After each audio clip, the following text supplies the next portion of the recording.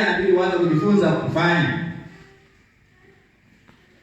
Simaanishi kwamba ukaanzisha familia wewe kijana kwamba na wewe sasa unaweza kujifunza kule kufanya vile ambavyo mama anamfanyia baba na baba anamfanyia mama. Simaanishi hivi.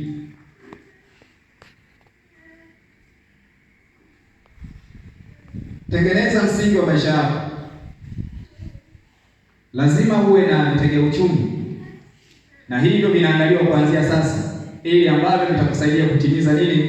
Ndoto za maisha yako. Chagua marafiki wema na sahihi.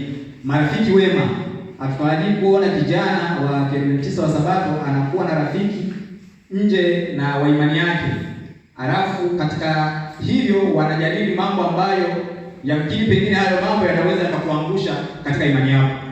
Tunatarajia unapoanzisha urafiki na watu wa imani zingine, uende upeleke habari njema za ufalme wa nani? Wa Kristo. Usiruhusu kuanzisha mazungumzo mabaya juu ya pamoja na wale watu ambao hawako upande wako katika imani. Watakuangusha tu. Wataanzisha vitu vya aina yoyote, na hatimaye lazima shetani kupitia wao ahakikisha kwamba wewe unafeli na unafanyaje na unaanguka. Kwa hiyo mahusiano utakayoanzisha kwa wale marafiki ambao ni wa imani nyingine, wa madhehebu mengine na watu wengine sio wa upande wako, basi unapozungumza nao, zungumza nao kuhusu habari za Kristo, sio mambo mengine, sio mambo ya mahusiano wala mambo ya biashara wala mambo ya nini.